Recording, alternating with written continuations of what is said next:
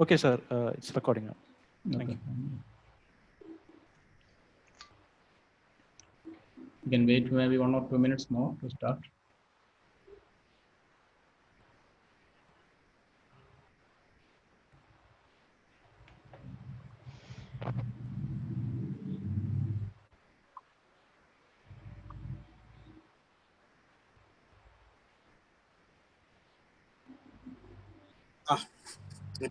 ഇത് ഇപ്പൊ ഓടുമോന്ന് അറിയത്തില്ല.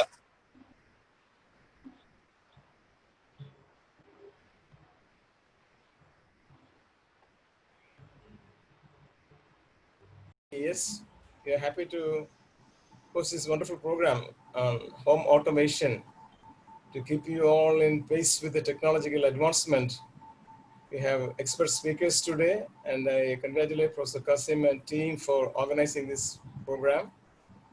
Over to the program. Thank you very much. Okay, I think I will just have a word on Mr. Anupam Srivas.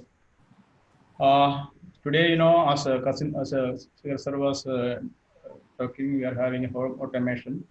It's presented by Mr. Anupam Srivastawa, product manager, Schneider Electric. This Schneider Electric is the third largest electrical company in the world, operating in almost all fields of electrical engineering and power electronics. And Mr. Anupam is specifically working on the areas of home automation, and he was working with us for last 17 plus years as a product. He was working in product management, product launch, and new technology implementation. And his key strength is educating the team on IoT and smart technologies influencing the lives, business, and help us to save energy. Now let us hear from Mr. Anupam. Over to him. Thank you, Mr. Verghese. Thank you, Mr. Suhair, for this opportunity to at least talk in front of this esteemed audience. And in fact, most of the people over here, they are more intelligent, more learned, and you have been working on various technologies in different domains. So today's topic of smart homes, home automation, we'll try to break it up in terms of what's happening, what are the basic things, because there are a lot of confusions, lot of questions which come in the mind in terms of whenever somebody talks about home automation. So I'll try to address some of those queries, and I'll try to take you along the journey of home automation, how it began, what are the key components there, what are the things in terms of solutions which are available. I'll take some examples from companies. I'll show you the protocols, which are different protocols which are available. So we'll go into the details. So before we begin, the most important things is something which we all know about, and sometimes we are little hesitant to actually go beyond our level of information. So I'll quickly talk about some of the very basics, and in fact most of you are already aware of all these things. So when we talk about lighting controls, the first foremost question which comes in the mind is, what exactly is lighting controls? So just to give you the answer, it's nothing but a control of light is called lighting controls, and home automation is a part of the same category. It's lighting controls form a subset of home automation. So when we say in a home, you want to have home automation, the question comes in, I need to have the mood lighting, I need to have scenes, I need to have devices control. So we'll start with the basics in terms of where it all started from. So you must be knowing all these fixtures which you see on your screen right now. That's where we started, with the halogen fixtures, which are incandescent in nature, the fluorescent tubes. The technology further evolved. It said, I need to save energy. So that's where energy saving lamps or CFLs came into the picture. Similarly, on the right hand side, if you see, for applications which were more, which required more intensity of lights, is where these high pressure mercury vapor lamps, sodium vapor lamps, this metal halides came into the picture. And then uh, further, if we say that any other special type of light, so the market has evolved from the basic incandescent lights to the LEDs. So if you really see the journey of a lighting fixture, it has gone from the very basic lamp to the LEDs, which are giving the same amount of flux which was being done by, let's say, consuming a lot of current and lots of wattage. So that's where the technology has evolved. So at the end of the day, when we talk of lighting controls, home automation, it's nothing but a control of light. You have your switch in your home, one switch turning the lights. It's as simple it is. You are doing the basic level of home automation or the basic level of lighting controls. So when we say that how do we control lights, there are, the first thing which comes, as I said, in terms of the switching side of it, we do on and off, and that's the bare minimum which is in every scenario.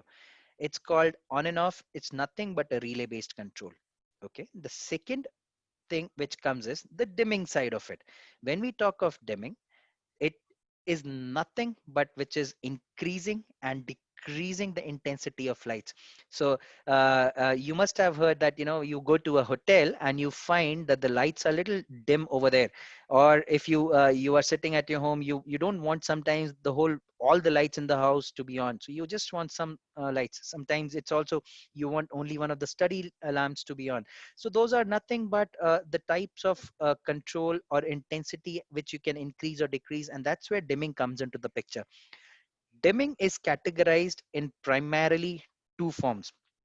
One is direct dimming, another is indirect dimming. So when we talk of direct dimming, it's nothing but a control of light in terms of the halogen lamps. So you just let me take you to an example. You must have seen during old times, when there used to be a voltage fluctuation, light used to turn dim. It's a basic level of control wherein the switch is directly connected with the lighting load, and you are having the direct, so let's say a dimmer is connected with the lighting load, and you can directly dim the lights from there. That's what direct dimming is all about. Second came the technologies which required the indirect dimming approach. So in the indirect dimming approach, you must have seen in your homes, there used to be a tube light. So that tube light in the middle, there used to be a choke.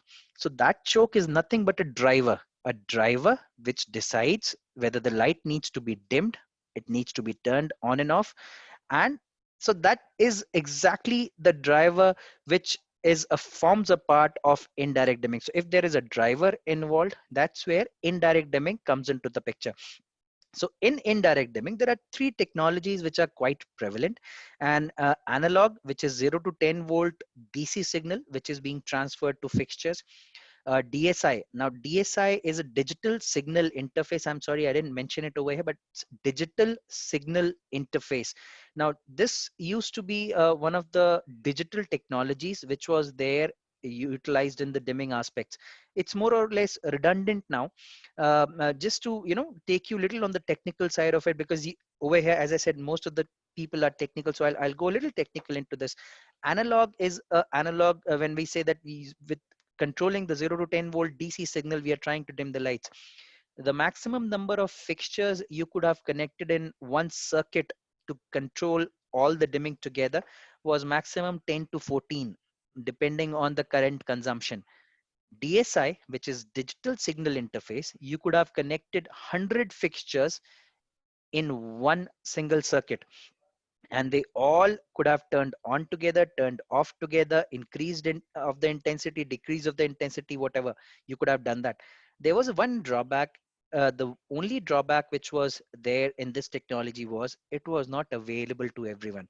So while I will be presenting all these cases, I will be telling you about all these cases. Remember one thing: automation, home automation, lighting controls technologies, they are always dependent on the usage pattern. They are always dependent on the people who are actually selling it.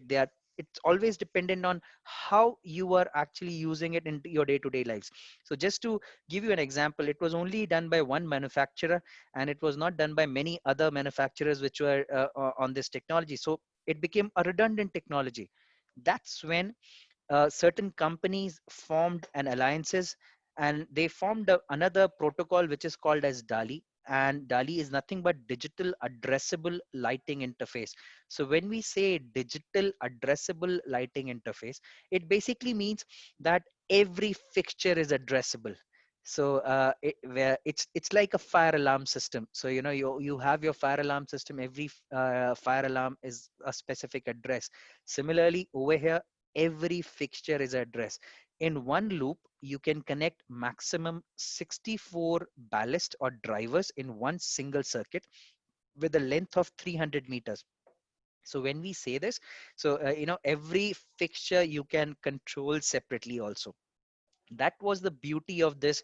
And there are various applications. When we'll go into the depth, we'll talk about those applications. So over here, remember one thing: lighting controls is nothing but two things: on and off, and dimming. When you talk of dimming, it's nothing but direct dimming and indirect dimming. There are other things also which are there. In terms of direct dimming, it can be a leading edge or a trailing edge. So I'm not talking that right now, otherwise the subject will become completely exhaustive on that. So I'll keep it to direct and indirect.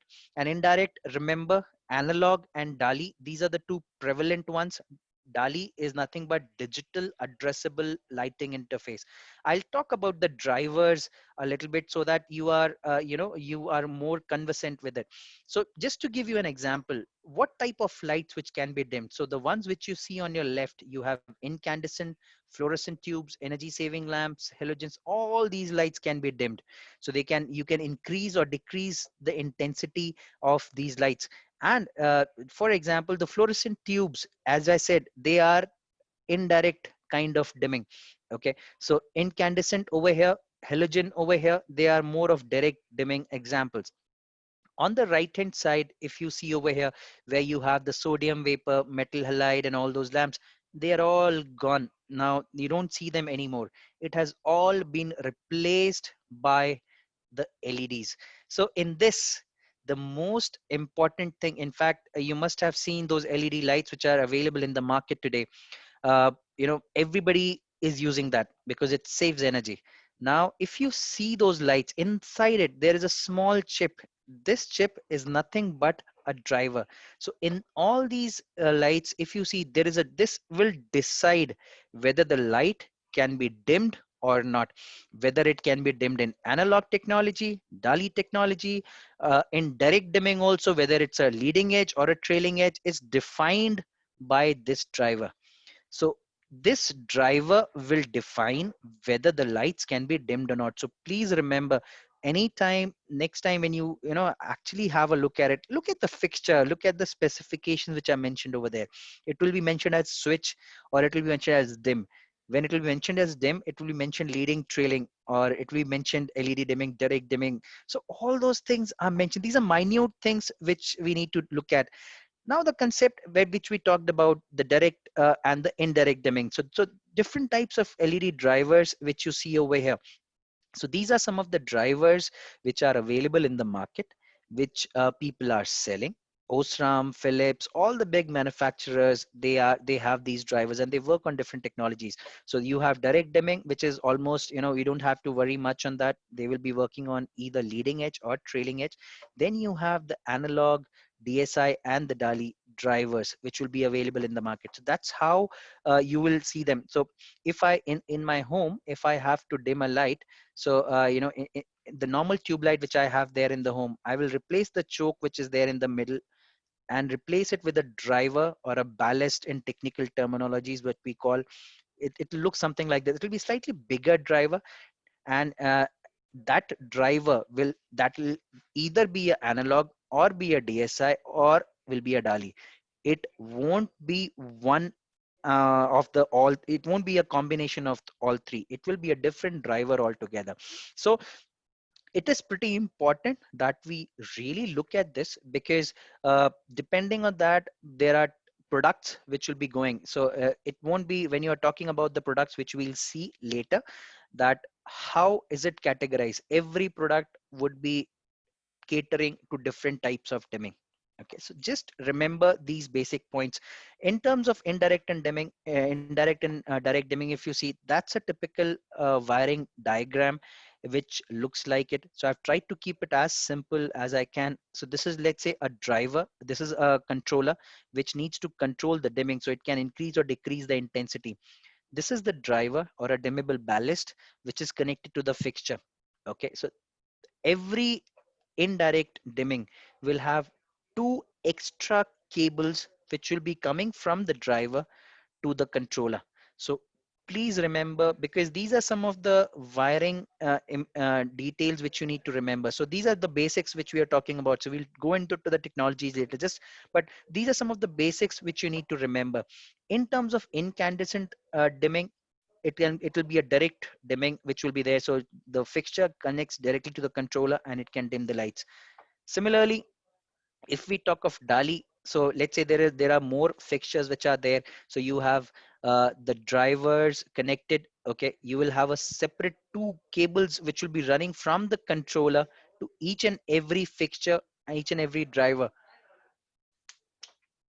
So that's where each and every fixture would be connected, and you will be able to control the lights from there. So you can increase the intensity, send a command from here that will increase the intensity or decrease the intensity. Similarly, a direct dimming. So that's how dimming looks like in terms of direct and indirect. Now the moment we talk about home automation, as I said initially, people talk about mood lighting, scene controls. So just to keep it simple, it's nothing but a control or creating an effect with more than one circuit. So let me take an example. In a home, when you come home, you are tired, you want to relax, you just press one switch, and wherein you press two switches wherein you create different, you turn one light on, one light off, and you turn on some music. So with imagine doing that from one single button. So if it's more than one circuit which you are controlling, that is what mood lighting or scene control is. It's nothing more than that. You add the number of circuits, they will be, you can create multiple effects. But in the simplest form, more than one circuit, if you are controlling the lights, that's what mood lighting is all about. So please remember that. Coming to I'll just touch base on this in terms of the home lighting fixtures. There are different type of fixtures which are available in the market. So today you see, if you talk of chandeliers, if you talk of, I've just taken the icons over here. So effect would be, let's say every fixture would be 2 watt, 7 watt, 6 watt, 10 watt. In a home it won't be more than that, but still you'll have multiple types of fixture manufacturers providing different types of fixtures in homes. So why is it important? So please remember, there is a specific reason why I'm talking about this today. The reason is, the market today in India, it's a very staggered market is not very it's not a standardized market for lighting fixtures today.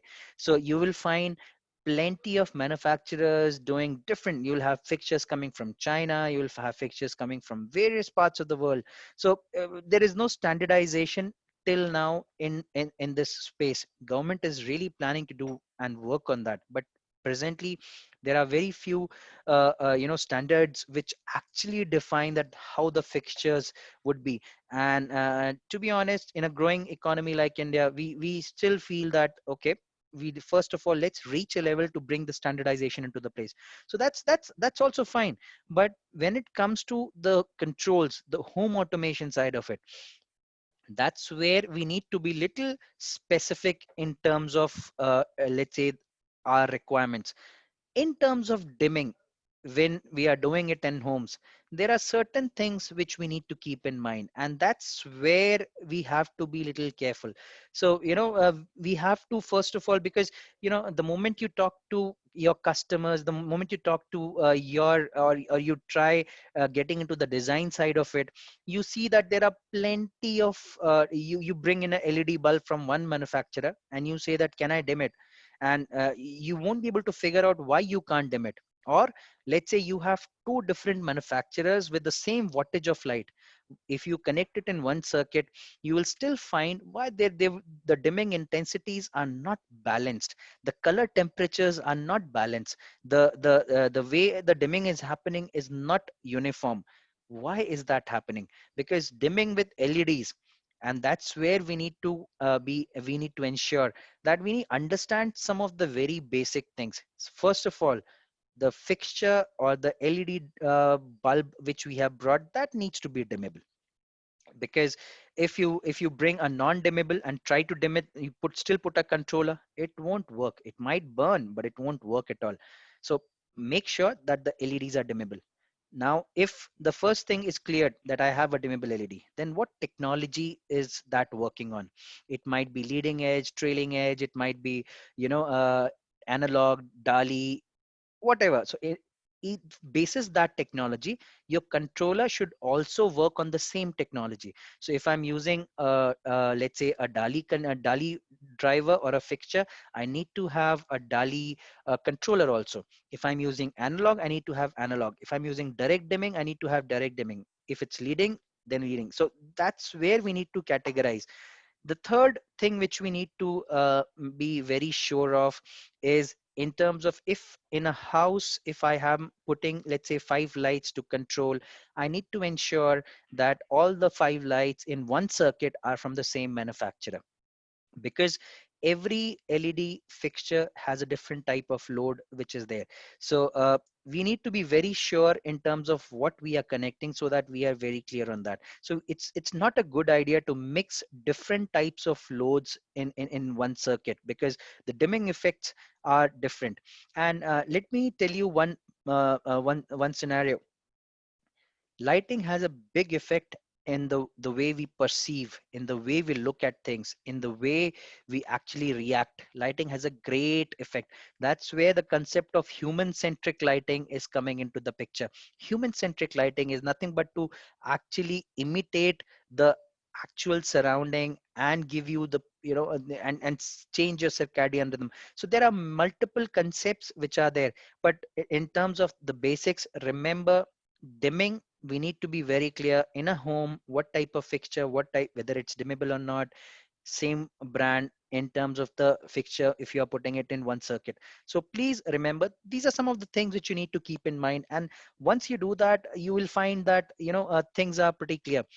Now I'll just tell you something about the basics. Okay, so when I talk of the basics in terms of wired lighting controls, uh, remember three things: input, output, and system support. So these are the three major components in any lighting control manufacturer or any company which will be talking about it. Inputs are nothing but keypads, sensors, or any kind of a device which is sending a command to the output.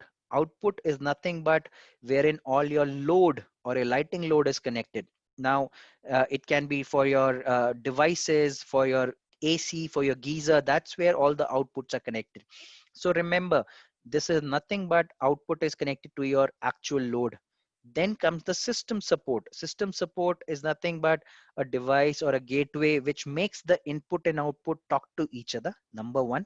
Number two, if you want to talk to the external world, that's where these devices come into the, it can be a gateway which can talk on different protocols. It can be a bridge. So remember, input, output, and system support. This forms a part of all the wired home automation systems which are available today. So I have taken some of the pictures, put some pictures in terms of what's available, how it works, some of the pictures which are there from my company. But yes, it can be any product is classified into the three categories only. You won't find any other category. Okay. So why do we actually need lighting controls? Why do we need home automation for that matter? So it's a part of luxury. It used to be a part of luxury as for a daily life. So if you see initially, we, in fact, when we'll go down in the other sets of slide, we'll talk about it more in detail, but it was considered to be a luxury. Then it was a luxury also, wherein you have your smartphones, smart devices can interact. You have your video phones talking to you. So all these interconnected devices. Third, and the most important aspect, was the energy management and energy saving. So this was one of the critical aspects because of which it gained prominence. Today, if I forget to turn off the geyser in my home and I go to my office, if it runs for the whole day, then I'm really worried on the energy bills. So I need to save some energy there. So that's where energy management, energy saving, they played a very important role. Fourth is the comfort and convenience. And the moment I say this, most people relate home automation or technologies with being lazy. So let me tell you one thing over here. Technology is an enabler. You should always use technology as an enabler, not as a as a tool for your laziness. It can be a phone. When it came into the picture, I still remember when we used to have phone way back in 90s.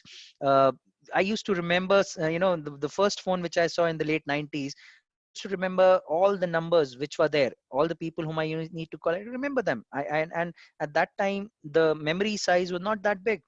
Now, how many people actually remember the phone numbers apart from their kids and the family members? Then nobody remembers the numbers, phone numbers which are there. But and that is what we are. It's we are to blame for that. Initially, we used to remember. So, wherein technology today has enabled you to keep that many numbers, but we have become lazy. So it's remember this: technology is an enabler. It gives you the comfort and convenience. Okay, it can give you so that you can put that extra time into something else to help you to enable or do something better. So that's where technology helps you. We it's a you can yourself define whether it's a bane or a boon, and depends on how you actually use it. So it gives you a peace of mind. So let me take an example. In fact, I was talking to one of the customers, and she was telling me that I had gone to my in-laws place, and my whole house, I had the home automation there. And I was worried because mine is an independent house. So I was worried that there might be some burglary which might happen, and I cannot afford many things. So what I did was I turned the lights on in the night and used to turn it off just to imitate the scene when I'm there at home. And my neighbors came to me and said that, are you still there at home? Your lights were on. So this is something which she was at peace, that okay, nothing is happening, people are looking at me. And so that is a kind of peace of mind which you can get. So security, peace of mind, and monitoring from anywhere around the world. So these are some of the things because of which lighting control, home automation gained a lot of prominence. So basically, smart homes, it really brings to life home and buildings with smart devices and systems, providing comfort, efficiency, and safety. And mind it, no laziness. It doesn't make anybody lazy. So please remember that, because most of the times in some of the sessions when we talk about it, some people say that it will make me lazy. No, it's not like that. It's how you actually use it. Okay, so we have talked about the basics. Okay, let's look at what's happening in the world. Let's look at what's happening in India, how the how the market trends, how people are evolving, what is the usage pattern, how people are changing their usage pattern in day-to-day lives. So just to give you some of the numbers over here, our population 1.37 billion, and if you see, this report is from January 2020, so we are talking in terms of latest at this point of time. So 1.37 billion people which we have. Out of that, 1.06 billion is using mobile phones. Okay, so out of that 1.06 billion, 687.6 million people, or more than almost 60%, 68% is using internet. So please remember these numbers, because that will actually define how things are changing pretty fast. Okay, so if you see, so you have a total population of 1.37 billion, 68% is above 18. Between 16 to 64 you have 65%. So above 64 you still have almost 30% of the people.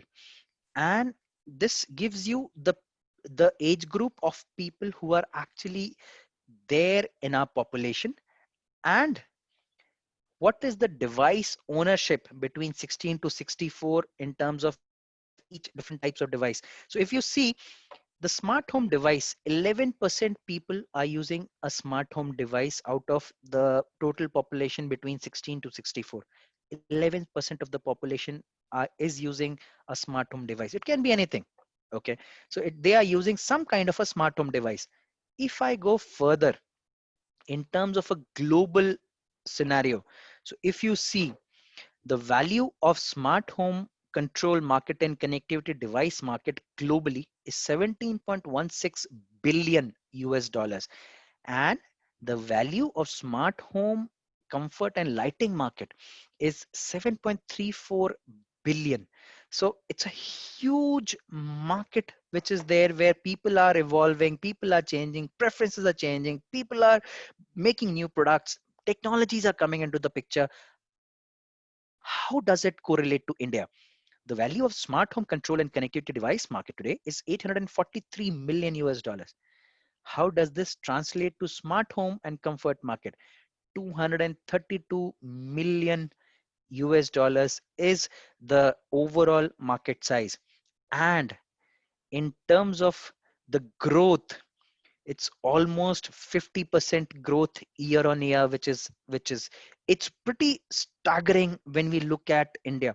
And we Indians are very in fact, we are the fastest growing nation in terms of technology. We are fastest growing nation in terms of uh, using new technologies, getting into the new things which are available, which are good.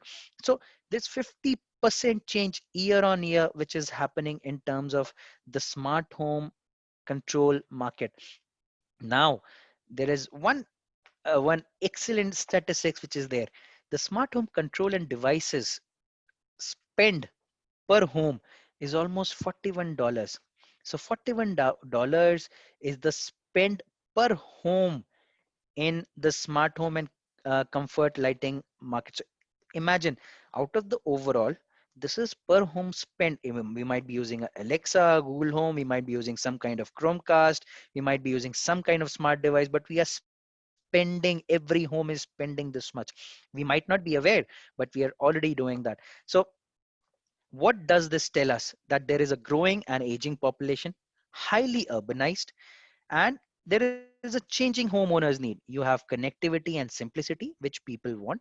They want comfort and convenience minded, not laziness, peace of mind, maintenance, and something which is easy on pocket. That's how things are changing. That's how the actual trends in the residential space, in the home automation space, where people requirements are changing. So so we have talked about the basics of lighting control, the basics in terms of what we need to remember.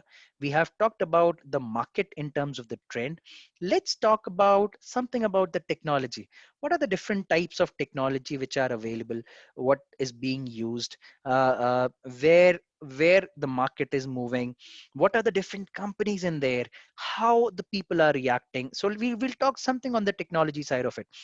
So just to give you, see, please stop me in case you have question, and I'll just to let you know, these are some of the data which is available. In fact, if you see the smart home market insights, there used to be a big, the ones which you see in terms of the bottom pyramid. Initially it used to be a big push. That market is still stagnant. There is not much growth over here. But if you see the yellow chart, which is more of a product play, so the customers have a different requirement now. They have become smart. Instead of going with more of a system approach that I wanted for the whole house, no. Today they are very specific. I need it for my one application only. So they are going into the product play. So it's the technology is evolving rather than integrated approach. It's getting into the product approach. It's getting into something which I only need it for my AC, only need it for my geyser, I only need it for energy saving, I only need it for lighting, I only need it for Alexa, I need it for my TV. So that's how the product play has started. So customers start with a single product, and they want to have the flexibility to expand based on their requirements, based on their needs, based on their pockets. So they don't want to be dependent on one specific company or protocol or anything for that matter. They say that, okay, if I have today, I have this, I want to have the flexibility to add something later also. So that's where things are changing, and there's a huge, and that's where you see, remember I was saying 50% growth each and year on year is a huge number which we are talking about. So let's talk about some of the companies which are working in IoT and smart lighting space. Now let me tell you one thing.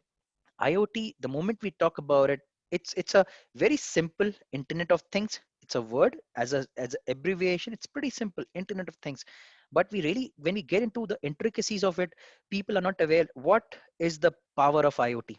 And in fact, it's a most abused word also. So if somebody can do one thing, they call it I am IoT.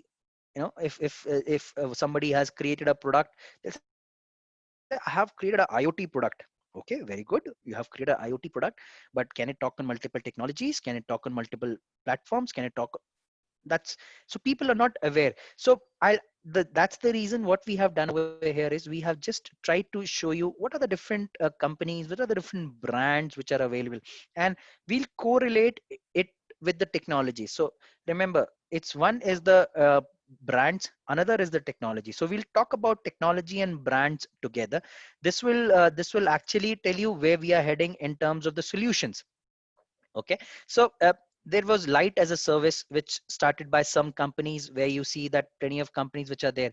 Street lighting, there are multiple companies which started. Architectural lighting, industrial, power over ethernet, where the companies were there, they were there. IoT, again, many companies which are working on IoT platforms. Components, then you have the fixtures, different type of fixture manufacturers. And then the systems, the home automation systems, the lighting control systems manufacturers who were there. Now, some of the brands which you will see, you will see them in multiple other platforms also. So let's say they might be there in systems. They would also be there in the IoT space. They would be there as a service space. Some would be there in the fixture space. So you will have multiple people, going into, so different brands, not people, as in different brands into different spaces. What does this mean? That it's not about one particular solution. It's about a complete solution approach, utilizing the complete gamut of solutions which are available. Okay, so just to talk of the smart home space in terms of the manufacturers who were working on the smart home space.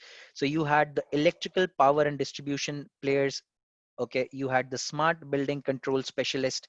Then you had the BMS, building application players, who were working on HVAC, lighting, security. Then you had the household appliances player. Then you had the IT players who were there, and the various service providers. So they constituted a complete gamut of different opportunities which are available, different products which are available, different technologies which are available in the market. Now, as a user, if I'm a user, I will be pretty confused that what to use, where to use, how to use. So I'm I'm already looking at those many brands, and now looking at this present set of brands, I'm already like, it gives you it gives you like, what is the right brand, what is the right product which needs to be used over here. So that's where things were pretty tricky.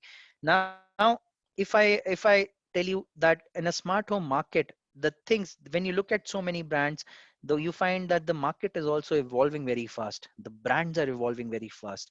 In the COVID situation, during the COVID period, I have seen plenty of companies either closing their shops, who had started new, who thought they can do it, they started new. So they closed their shops, and there are plenty of negotiations by different brands in terms of acquisitions which are happening. So just to give you some of the names, so market consolidation which has already started happening: Legrand taking over Netratmo, Somfy taking over a company called Overcase, Higa, Nice, Amazon Echo taking over, so Google. So there were plenty of brands which took over different brands, acquired them, so consolidate them. So imagine, so in terms of there is platform providers, smart city providers, things were getting integrated. So they were application specialists, they might have been absorbed by some other brand, or the connected appliances. So things were getting very connected these days. So technologies were getting integrated, companies were getting merged. So all this was happening in the same space. Coming to the technologies, so we have talked about the basics, we have talked about the market trends, we have talked about the companies. Now we'll talk about what those companies used to do. Okay, so we started with the system play. Remember when we showed that there was a constant, the growth is still very stagnant. So if I go back on my presentation, if you see this, this is where a wired system company, where the complete automation systems were placed. And I'll quickly go to this slides, which talks about the wired system, which is still available. Plenty of companies working into this. It's nothing but, let's say you have a distribution board in your house, all your wires are coming onto one specific DB, and from there one cable running, connecting different keypads in your home, in your areas which are there in the switch, to turn it on off, control various devices. That's nothing but a wired system. Pretty simple, robust enough, but you need to plan for it. Okay, so and cost wise always higher. It definitely gives you the premium feel when it talks of, when we talk of home automation. Now, home automation is not something which I should only do. I'm pretty free to go with any kind of a technology. That's where various companies came with wireless technologies. So initially it used to be Bluetooth, which was the initial startup point, and we'll see in our later slides how technologies evolved. Then came the mesh part of it. Then came the LAN, wireless LAN into the picture. Now you have the 5G. So within that, if you see, you have the Zigbee and Thread, Bluetooth, Bluetooth Mesh, Z-Wave, Wi-Fi, various other technologies which are there in the picture now. So uh, again, makes me confused. Sometimes it is confused for a homeowner also. So it's confusing for some of the technology providers, which is the best technology which I should use. So to answer that, we need to understand the evolution of the wireless home technologies. So if you see, we started with the 2G. Now we are at 5G right now. And in this, it initially it used to be mesh, then LPWA, Bluetooth 1.0. Today we are talking about 5.1. 5.0 is already there. We are talking about 5.1. Now high performance wireless 802.11. So we are talking 0.11 AX. So the various levels at different stages of the year. And if you see, this all started in 2000. Way back in 2000 onwards, if we see, this is the trend which has been picking up very fast. In the past 2 decades, we have seen companies opening, companies closing. We have seen technologies evolving from various versions. And what it does now, if we talk of the comparison of technologies which is being used in home space, they are primarily Zigbee, Wi-Fi, Z-Wave, because these are primarily the short range technologies which are being used. So for a specific area, if you have a shorter range, that's where you use these technologies. So depending on the speed rate, baud rate which is there for all these technologies, is where you use it for your home applications. Similarly, the applications which is more from a wide area application, wherein you require a bigger coverage area, are the technologies like 4G, 5G, LoRa, EMBA, Sigfox, many other ones which are there in the portfolio. Now, after this, how do I know? How do I compare? So we did a small comparison of wireless technologies in terms of protocol, in terms of the frequency, in terms of the interoperability. Now, one key point which is interoperability. Now, this means I'll just spend a couple of minutes on this, because this is one of the key points which you need to remember. So when we talk of technologies, let's say if I'm working on a particular technology called Z-Wave or Zigbee, if I have Z-Wave, I might be creating 4 products onto it. If the other brand is not able to talk to me, that means I'm not interoperable. So that's how simple it is. So one company making products on a specific frequency band, if it's able to talk to other products, that's where it's called interoperable. Okay, this word we will use more in the wired also and the wireless also. So in a home automation space, when we talk of technologies, interoperability is one key point which you need to remember. And these are some of the things which are pretty important when we are talking about technologies. So if we see, we have taken 4 specific technologies: Bluetooth, Z-Wave, Zigbee, and Thread. So if we see, the major winner over here is the Z-Wave technology. The only reason we see Z-Wave winning over here is primarily on the part of interoperability, which it scores maximum number of points as compared to Zigbee. Presently, you see Zigbee as 11, but because it as we showed in the previous slide, if you see this, there are various versions of Zigbee which were there available in the market. So if let's say manufacturer number one had Zigbee 2004, or he had Zigbee Pro, then manufacturer 2 is having 3.0, he won't be able to talk to Zigbee Pro. So so that's where the same chipset, maybe they are Zigbee protocol based, they are not able to talk to each other. That's where the changes have started happening. So today Zigbee is again gaining grounds, in fact, as we talk, and they are coming up with new, and they are putting standardization into the place wherein they're talking about Zigbee 3.0 for everyone. So 3.0 is one technology, which one chipset, wherein they are talking about uniformity across all manufacturers, talking about Zigbee.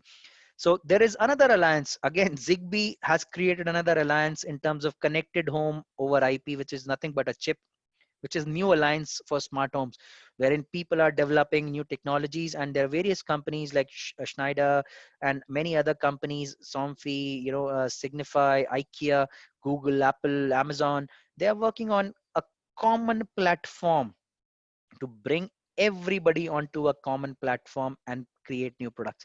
So this is something new which is happening, and it is started this year itself. So this is something new in terms of alliances which are talking, and we will be seeing some more products in terms of new products which will be coming up by all these manufacturers. Now, just to we talked about technology, let's give you a little brief in terms of what is a difference between wired and a wireless home technology and home automation. So in a wired home automation, you don't rely on sensors to communicate to radio frequency. Over here, it's more of a wired system which is pre-planned by the homeowner even before he's building the house. So just to give you an example, we'll talk about the various steps which are there when you decide how and what technology I need to use for my home. So if you are concerned on the price side of it, you need to look at the price. If you are concerned more on the faster execution, that's where wireless rules the roost, and anybody goes for these wireless technologies for home automation. When you talk of wired, it is more reliable, more robust. It's for people who are ready to spend that much. It's for and you are ready to have a standard set of products in one particular place. You want some class in terms of differentiation. That's where people are using wired and their wireless home automation. So wireless is more for, let's say, if I want to have more of a product play. Remember, we were talking about product play. People want flexibility. That's where wireless home automation rules the roost. So key differences, it can be wireless, can be removed from anywhere, put anywhere. So it's more of a DIY kind of a thing. You have everything, all controls. You don't do it for the whole house. You don't have to plan for it. You can do it at any point of time, even the house is completed or not completed. Okay, so you can do it at any point of time which you require, no breakage which is needed.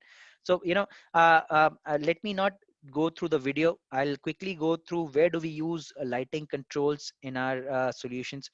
So today, home automation, smart home, you talk of any residential space, individual homes, even if it's a new or renovation, you will have lighting controls or smart homes going into the picture, both wired and wireless.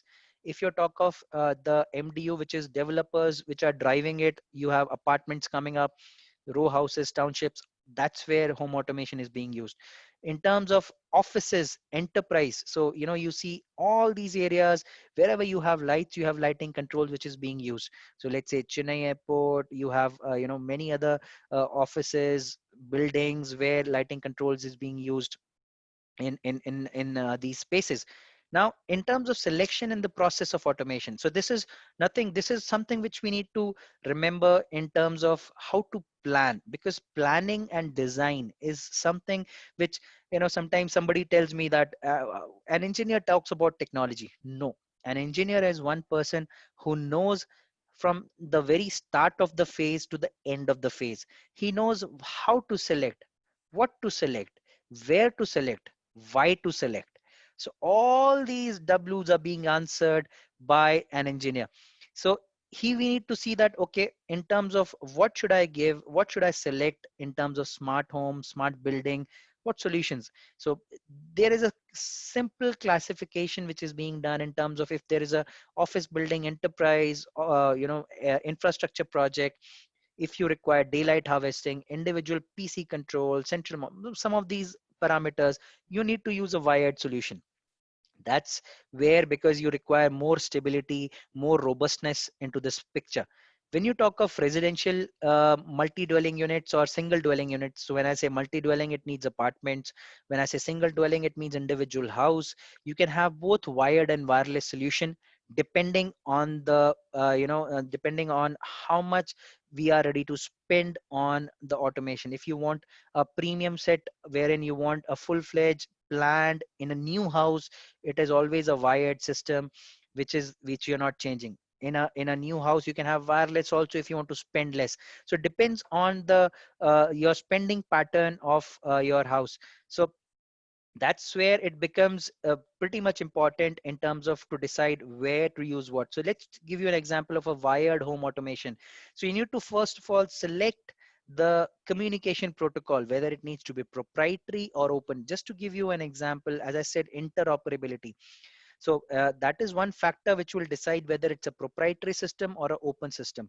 So in a proprietary system, which is a company specific. So let's say if one brand number one has put a protocol, only brand number one products will work. If there is brand number two wants to come into brand number one and use the same systems, you cannot do that. So that's what a proprietary protocol is. Open system is brand number one is working on a common set of protocols, which brand number 2, 3, 4 can also mix and join and work on that. That's what open protocol is. So always remember, this is one thing which you need to remember, what kind of protocol which you need to employ in your house. In terms of a wired home automation, when you have selected the protocol, then you see that, okay, what kind of systems which are required, what kind of keypads, what are the type of boxes which I need, whether I need what type of conduits which I'm trying to lay, what are the type of implement, how will I do the implementation side of it. So all these things come into the picture when we are talking about the wired home automation. In terms of wireless, now, as I said, we need to be very sure. Just to give you one example in terms of wireless home automation, I needed a curtain control in one of the houses in the existing space. So let's say an existing home, I need to do curtain control. Curtain is always near the window, right? So I need to have a motorized curtain to be installed over there. Now there is no wiring, there is no 230 volts coming, there is no cable coming into that particular section. So can I do a home automation there? Can I control my motorized curtains over there? No. So there is no provision. Probably we need to pull up a wire to bring it to that level, connect the curtain, and then only we can do that. So these are some of the things which in a wireless home automation, sometimes you feel that, okay, the wiring is not there. So you need to see what kind of application you have. Can I do lighting? Can I do fan? Can I do dimming? Can I do appliance? Can I put something which is behind the switch and do it? Yes, those are some of the flexibilities which you get in the wireless home automation system. In terms of different stages and implementation, so there are various electrical contractors, automation teams which are involved in this process. So I won't go into the process side of it, because selection and process is something which comes when we are pretty clear in terms of the design part. So the only point which I would and put in over here is, whenever you are deciding or planning or talking about home automation, just always keep in mind that if it's an open protocol, you have the vendor on board to understand the technology which he's providing. It can be anyone, but he needs to be there on board to actually tell you how the systems would work if you're using his. So every vendor will have a different technology, the way they work. So remember that, and it is pretty important, because when you talk of maintenance also, this, it plays a very important role. It should be simple enough to maintain. Okay, it should not be that dependent on one specific person only to maintain, or I need to be dependent on one company to do that. It should be something pretty simple which anybody, and an electrician can also do. An electrician can also maintain over a long run. Now, I'll talk about the homeowners and home automations. When I talk about this, I'll go into what a simple homeowner looks for. And I will be taking some examples from my company product portfolio. But again, as I said, I have not used any third-party company over here. the only thing which I will tell you is this is not just for my company. It depends on any other brand also which you will talk. So please concentrate more on the usage part of it. Please concentrate more on the application side of it rather than the brand side, because brand is irrespective of the technology. So please remember that. So let me give you some examples.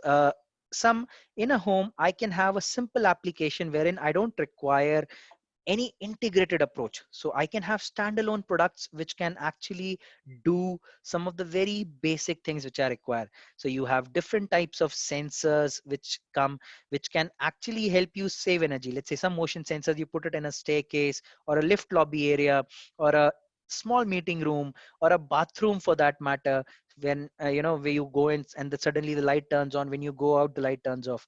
Now the only reason we brought this over here is because this is how it starts. That's the very basic level of technology and the products which come into the picture. So let's say in my home, I have my parents who have a problem in their knees. And it's difficult to go to the switch and then turn it on. So let's say the moment they go to the bathroom, instead of looking for the switch, the moment they come in, the light turns on. They go out, the light turns off. So I'm just talking about some bare minimum applications and examples wherein these products would be used. Similarly, there are different types of sensors which are there in terms of standalone applications. So here you don't have to change any wiring. Same in the existing wiring, you just have to bring the wirings to that sensor so that they can control the lighting from there. Now you also have the wall mount options in terms of sensors. You can mount it on the switchboard and still control the motion. So the moment motion comes in, the way there is a motion, the lights will turn on, and automatically after a certain period of time, it will turn off. So don't look at the part numbers or anything. Just you have to focus on the application. Please remember that application is more important in terms of where to be used. Sometimes we being engineers, I'm an engineer, I'm not a marketing guy, I'm more of an engineer. And when you look at things, we sometimes look at the technology side of it. We need to understand the technology and correlate it with the application.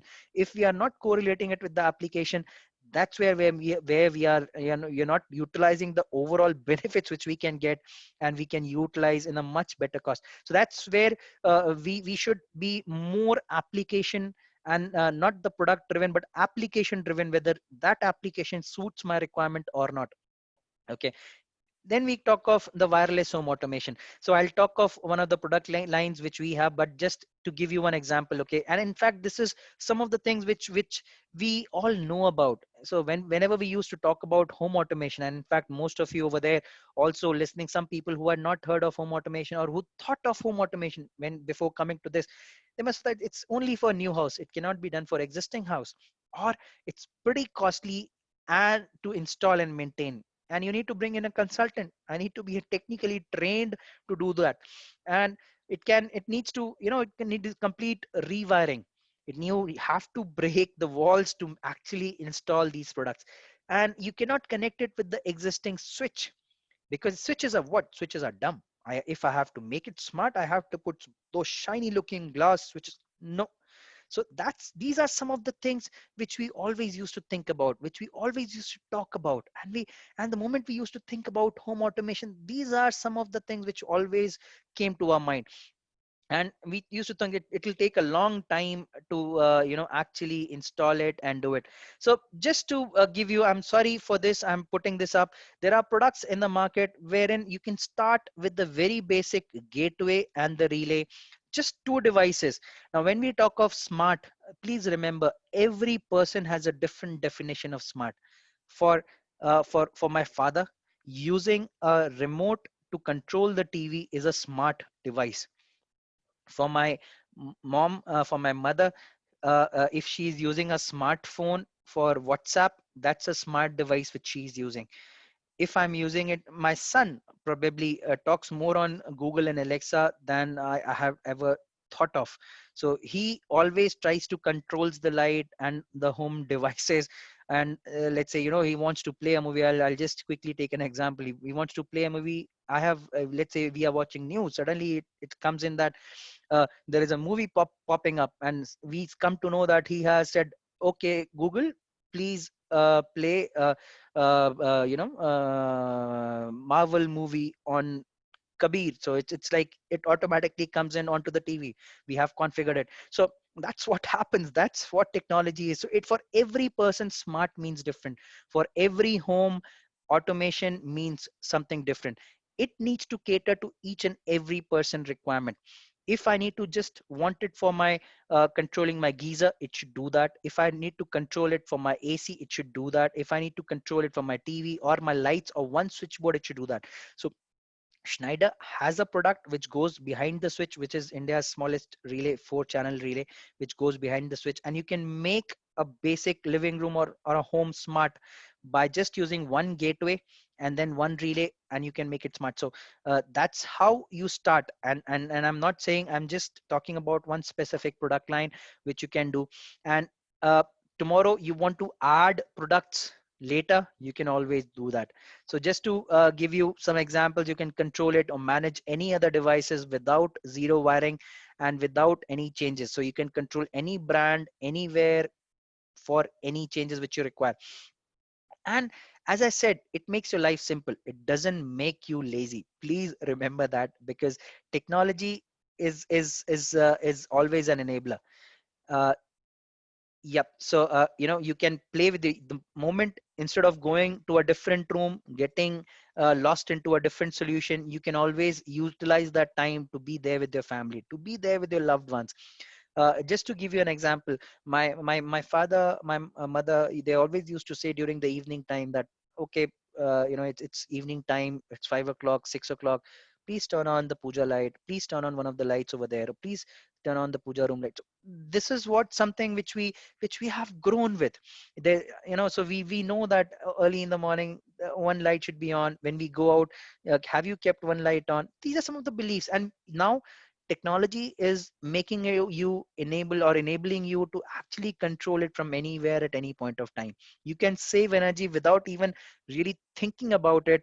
From that, okay, if I have to control my lights, how do I do that? If I have I forgotten to turn off my geyser, have I forgotten to turn off, you can always check and control. That's how simple it is.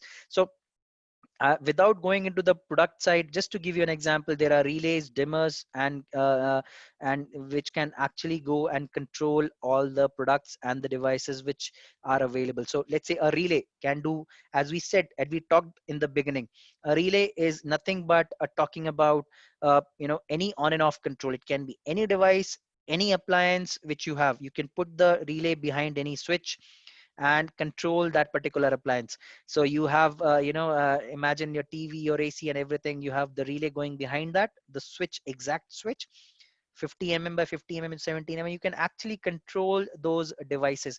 Similarly, connect one gateway with your Wi-Fi router, and then you can keep on adding devices at a later stage. Remember, in terms of dimming, we talked about different types of dimming: analog dimming, direct dimming, indirect dimming. So I have one dimmer which can talk on different technologies. One particular product which is only product in India which can talk, and all products are made in India. So only product which can talk on two different technologies, analog as well as direct dimming, in one single product. So those are some of the technologies. Then you have curtain controllers which can talk to different motorized curtains, let it be Venetian, roller, skylight, any kind of a curtain. Plus it can also talk to motorized gates. So it can connect a half HP motor directly onto the motorized gate. The same relay can take it's a 4-channel relay, so every channel can take up to 4 ampere. That's what we have designed it for. And we have, it can go up till 16 ampere. So you can connect up to 16 ampere, combine all the 4 loads together, up to 16 ampere you can connect. Not just that, the product has built-in 32 ampere. You can, if you want to connect up to 2-ton AC load, you can connect directly onto the product without any contactor or a relay, and a geyser directly without any contactor or relay. Those are some of the things which the product has been built in with. Plus you have the surge protection which is there, which is 1.5 kV surge, which is built onto the product. The reason I'm telling about the products right now is, in terms of technology, you need to remember surge protection in our homes are pretty, we see a lot of spikes which come in, and there needs to be products which needs to take care of that. Second are the various appliances which we want to control. And any home, you have lights, you have fans, you have various appliance, TV, AC, geyser. These are the only things, and these are the things which from which you make the combination of making it smart. Okay, so that's where it is. In terms of the switch, it goes behind the switch. Okay, and you connect your Wi-Fi router, and then you can start controlling your devices. So I won't go into the video side of it. Let me take you to the wired home automation system. And mind it, I'm not talking about my product itself. This is the same system. The protocol wise, it remains the same for any brand of product which will be used. So in terms of the products, you have smart devices, which are various input devices. Then you have various protocols and various wireless protocols which can be connected on smart homes. And then the connected home as an overall architecture where you can have it over a phone, app, or analytics which you can bring in. So one key protocol which we are talking about is KNX, and it's an open protocol. It's not just Schneider specific. It is by multiple brands, and it's a true open protocol which is available in the market for wired systems specifically. So it can do various lighting controls, heating, HVAC, energy management, metering, and the gateways. So why I'm calling it a true open protocol, because you don't have one company working on it. You have almost 432 members in 41 countries creating products on this protocol. So you can pick and choose from any product and utilize it. That's what the power of open protocol is. That's where KNX is. So it's not company specific, it's more towards multiple people working on the same technology. So that's where smart homes, in a smart home scenario, when we talk of smart homes, when you talk of open protocol, those are the flexibilities which you can bring in. Just to give you an example, if I don't like this switch, I want some other brand of switch, or I need to have that flexibility to use it in the same system. That's where this is pretty important, and this is flexible. So you have, remember we were talking about input, output, and system support. So that's what it is over here. So these switches which you see, the keypads and the motion sensors, they are nothing but input devices. Then you have the output devices for your HVAC controls, dimmer, shutter controllers. These are all output devices. Then you have your system support devices, your power supply, and the gateways, which are nothing but your system support devices. So if you know these 3 points, which is input, output, and system support, you are clear with the wired home automation side of it. You can add products, you can talk about any technology. Okay. So these are different components in terms of which you require for home automation, Alexa's, Google Homes, Philips Hue. So all those integrations which are there in terms of different, when you talk about the different widgets and different screens which you can get in terms of energy savings, things you can customize it on your own, different themes which you can bring in, energy saving which you can bring in into the same portfolio. So we talked about DALI as a technology. So it's like, just to give you a brief, there are in terms of DALI ballasts also, in terms of drivers also, it's different protocols which are coming into the picture. There are different types of DALI drivers which are available in the market. So you talk of human centric lighting, color control, RGB. So all those different combinations which are now being used in homes, and that's where DALI technology plays a very important role in terms of addressing all those requirements. Because if I want to do color changing in a direct dimming scenario, it's not possible. So it will be like, I have to use 3 different types of drivers and then do connect it onto different controllers. Over here with one gateway, which is one gateway and one, DALI driver, I can do those color combinations also in the same fixture. So I won't go into the simplification of the product side. This is more towards my company, but I'll talk of another protocol. So we talked about we talked about the wireless systems, wireless protocols. We talked about the wired in terms of the KNX, which is a true open protocol. Then I'm talking about a proprietary protocol. The reason I'm taking these 3 examples is because this is what you will see in multiple scenarios, in multiple technologies when we talk of home automation. So CBus is one of our products. It's a proprietary protocol. It's work. Everything else remains the same. So you have, if you look at this slide over here, we are talking about, again, same input devices.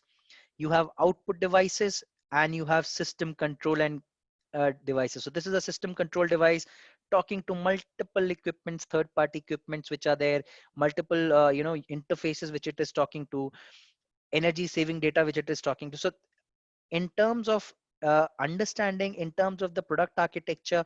Any product available in the market is talking about input, output, and system of support. That are their architecture will be based on the same concept. So please remember that, and that's where you come into the energy saving side of it. These are some of the benefits which home builders which talked about and told us in terms of the standardization they want to bring in terms of the decision making, in terms of how they can enhance it for a homeowner. So some of the homeowners, when we had a discussion with them, they said, when we go out with the family in the evening, our lights simulate our presence. We feel our home is safer that way. So these are some of the words which homeowners talked about in terms of home automation. When going to sleep, a single press on my switch slowly turns off my lights, and I have enough time to get in bed before the lights are fully off. I have created the perfect atmosphere for the moment of our day: cooking, moving, a movie, reading, and I can trigger any of them from my app or the switches of my choice. So smart lighting is where these people are already, and these are some of the comments from the homeowners. In terms of electricians, they are talking about that today, being wireless technology is coming into the picture. It is becoming easier for them to actually imbibe and get trained on that. Now they can talk to their homeowners about these technologies. They are more empowered. They don't have to, they might be a simple 10th pass out, but they are still able to install this, get some knowledge on this, and maintain these systems. So it has increased their livelihood also, and that's what technology, as I said, is an enabler, and they are getting the benefits out of this home automation. I can tell you, I have almost trained almost 200 sets of electricians on my own, and the kind of the feeling which you get when you talk to them after, once they have trained and they have installed their first done their first installation in home automation, it's amazing. You can really see the feeling, and it's a different feeling altogether. So now these are some of the comments which they gave to us. So I had problems with new technology in the past, now just have to use my phone. Okay. Some of the builders, in fact, what they said, that I don't need to give the full fledged, I don't, because remember we were talking about that the end customer always talks about, I don't want the whole gamut, I want only for my specific application. So the builder used to put home automation for one room and they can still increase the value. So that's different things for a different owner which comes, and at the end of the day, the homeowner is the hero. So the person who is installing it in his house, he's getting the benefit. He's not paying for the whole gamut of solutions. He is the benefit for a consultant architect. I'm sorry, this is,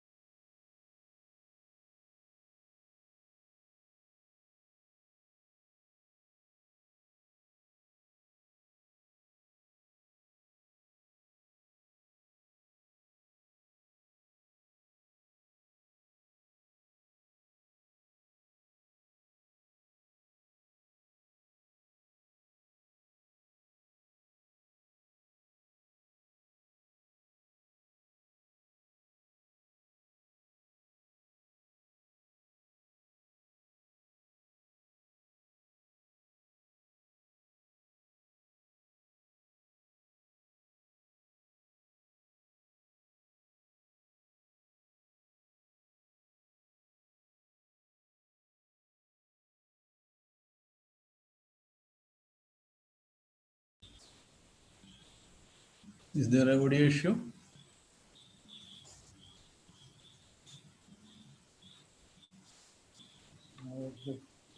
I think there is a problem with Anupam, there is an audio issue?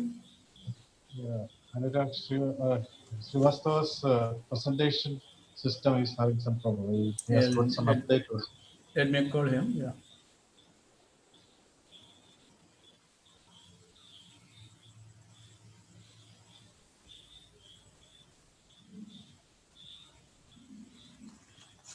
Just a minute, I will call him.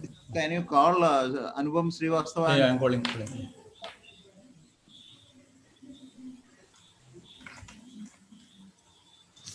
Any audio issue or any? Sir, Yeah. No. can you see Yeah. my screen? This is where we left, right, sir? Yeah. So, okay. Right. Okay. Right. Thank you. Okay. Thank you. That's where you know, we are talking about the wiser solution. So I won't take, you know, in fact, this was the last slide where we got disconnected. This is where the technology, the trends, the companies, the products which fall into that portfolio. So I'm open for questions, sir. If you have any questions from any part of it, please let me know so that I'll be able to answer those questions. Participants, if you have any questions, please put it on the chat box so that our Bobby Phillips sir and Dr. Kumaravelu, they will take up the questions to our guest speak. Yeah, please put your questions on the chat box. Already one question on security issue was raised. With this automation systems, all these systems are getting interconnected, and different, say, surveillance, the lighting controls, then operation of different doors, or a lot of things are getting connected. So the security is an issue. So how is that is I will going ask to be addressed? Yeah. So just to answer that question, sir, in fact, you have made a co-host, then you can. I'm sorry, sir. Okay, okay, just to answer some of the questions, you know, what I can see. Let's say I'll quickly go it. Unmute. Sir, am I mute right now? No, you are audible. No, sir. Please go ahead. Okay. So just to answer the first question in terms of security, it's a very valid question, and in fact, most of the people have this query, and in fact, I'll tell you, this is one of the concerns, and I won't blame in terms of technology. Companies are still evolving. There is a word called cyber security. Okay, so in terms of products and applications, please ensure that whichever product you are installing, it is cyber secure. So there is a cyber security certificate or the compliance which every product needs to follow in terms of when you are doing the installation. This is one of the key criterias on app-based systems, on systems which are working over IoT. It needs to be taken care of. So cyber security, if your product is cyber secure or cyber compliant, then you won't have security issues. As other than that, I won't say that, you know, if a hacker is pretty smart enough to do, he can do anything. But at the end of the day, if certain compliances are taken care of, then you can always have you know, some reliability in terms of at least 70 to 80% reliability, that there won't be any hacks which will be happening. So that's how the security concerns are addressed. So I'll just quickly go to some of the questions which I see over here. Sir, I don't know the actual relevance of this question. The question is whether automating the watering and plant system in a house accounts to the home automation, or does it need any specific protocols to be met? Yeah, so when you talk of the watering the plant in a house, and you have pointed it out right, it's a specific application, and it's, as you said, you don't require a whole gamut of KNX. You can put a same wireless product and still use it to control it from anywhere.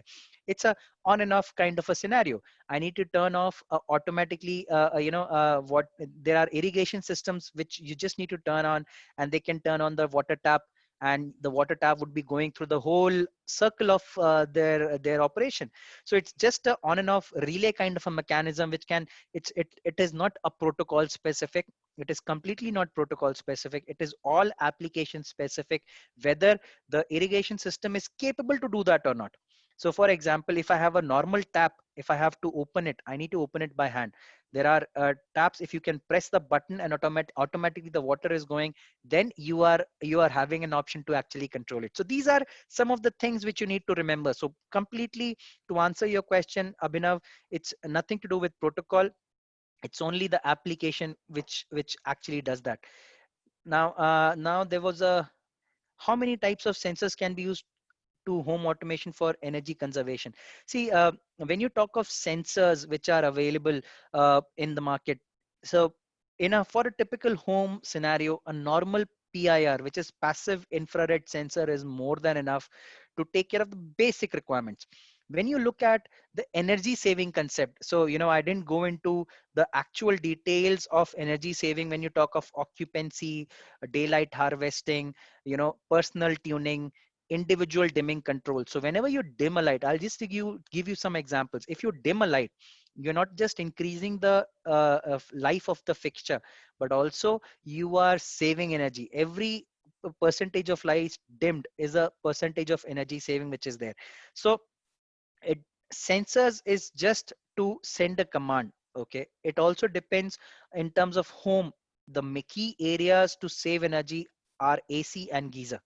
These are the two main devices which actually consume maximum amount. And let's be practical, there will be plenty of people will talk about home automation, and they will talk about energy saving in the home, but at the end of the day, the two devices which actually consume the most energy is your AC and your geyser, if you talk in the practical aspects. So if you can do something about it, then you are able to save. You might not require a sensor at all. You might require some basic things to actually save the energy. So as I said, it depends on the application. It depends on how you want to use it. That's where it comes into the picture. I hope I was able to answer Dr. Jyoti from this. Another one of the questions which came is it possible to link the KNX automation with any cloud services? So Jacob, yes, absolutely. So KNX, as I said, it's an open protocol. You can link it with any cloud-based services which are available. There are multiple on Niagara which are there, which you, even if you want it over MQTT, you can do that. So there are multiple things which you can do with open protocols. That's where they have that benefit. In terms of one of the questions, what is your advice to a novice in smart lighting controls? Arvind sir, I won't say you are novice. I'll just say keep it simple.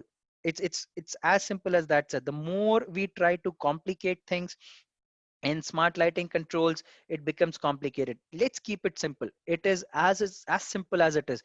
For on and off, you have relays. For dimming, you have two basic technologies: direct and indirect. In indirect, you have two major technologies which are being used: analog and DALI. I won't even talk DSI. Analog and DALI. DALI primarily for all your commercial applications where DALI is being used. For your applications in home, you can use the analog to reduce the cost. So depends on your application, you can do that. So in smart lighting controls, if I say keep things simple, because if you try to complicate it with, okay, let me have different protocols together, mixing of different devices together, we might end up in saying that, okay, am I able to do the right thing? Am I doing the right thing over here?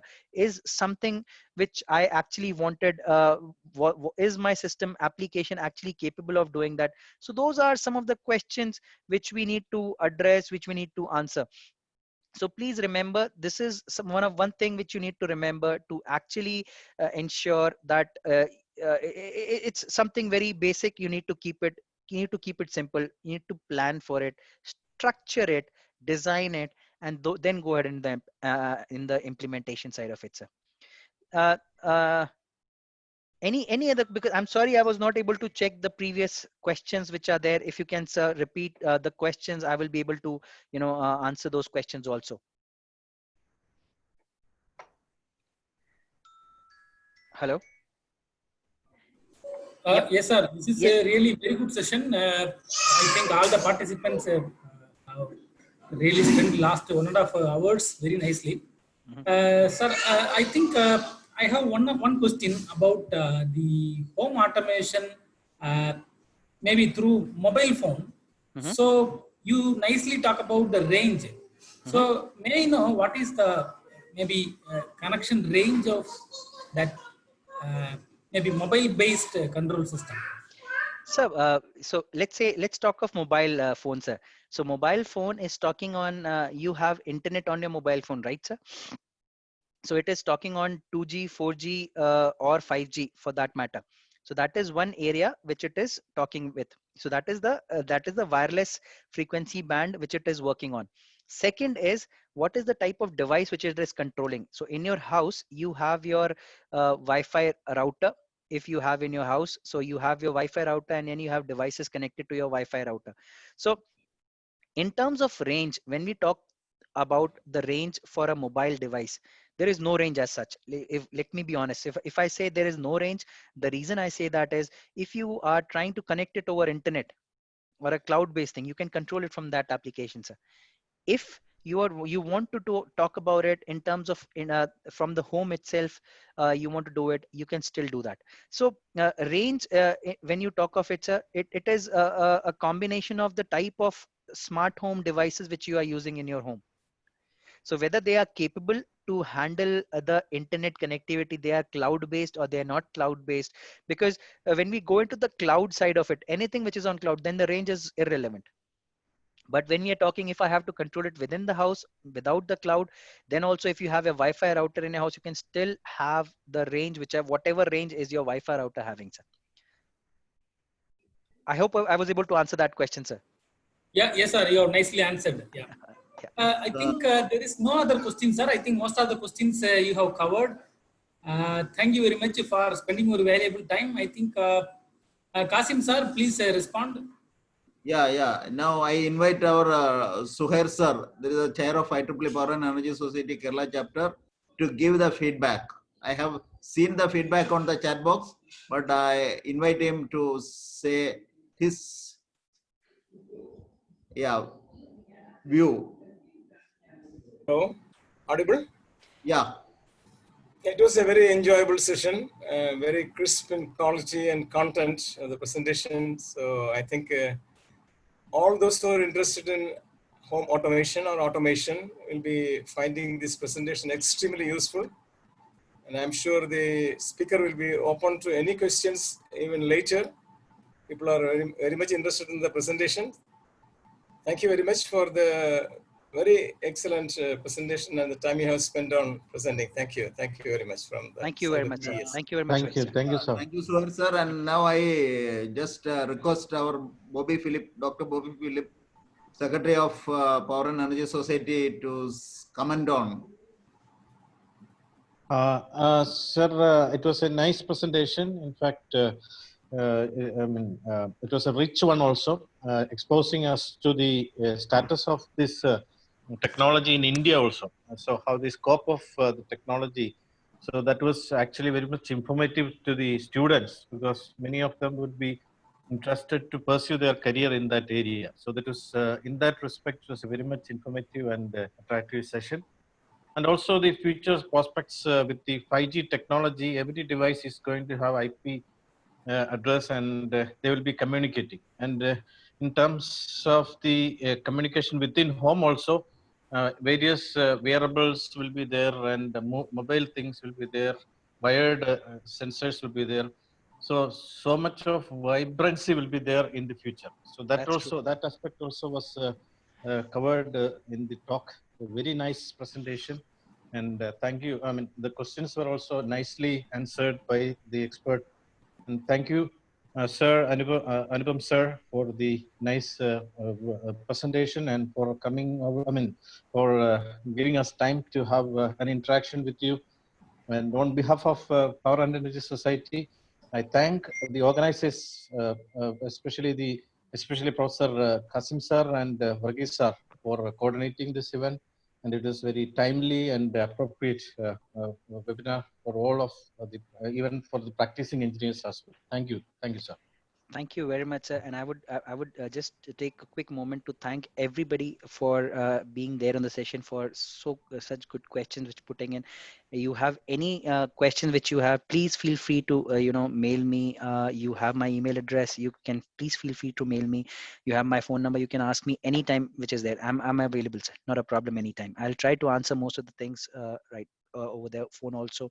And in case there's something which I need to send somebody to explain, that I can do that. I can arrange a separate session in case needed, only on the technology side of it also, if it's needed. So we can go into a more crisp and more content specific thing based on your requirements. We can do that. But thank you very much for giving me the opportunity to talk in front of such a esteemed audience. Thank you, sir. Thank you, Anupam. And a few participants were requesting for the PPT. I can share. Yeah. I can share that. I have no problems with that. I can share. Okay. And thank you very much. And I was in between interrupted because of my Wi-Fi here. So, but 80% time I was with the session. And thank you very much. And the presentation was very nice and useful for all the participants. Now, again, I request Varghese sir to give your valuable thanks to all the participants, because Varghese sir has taken the initiative to bring you to this session. Varghese sir? Oh, Varghese sir is calling me. Sir, yeah, I just... Okay, I heard. Oh, thank you, Anupam. It was really wonderful and so nice, because you presented it such a nice way. I think you are an excellent presenter for this type of work. So definitely, it's a good feedback even to your seniors. Done very nicely, because normally, from starting to end there will be some dropping, but this was the case. Everybody stayed back, and I have seen so many messages. Very nice session, good teaching, so many things. So thank you very much for that. Thank you very much, sir. Thank you for calling me in, sir. Thank you. Thank you, sir. Thank you very much, sir.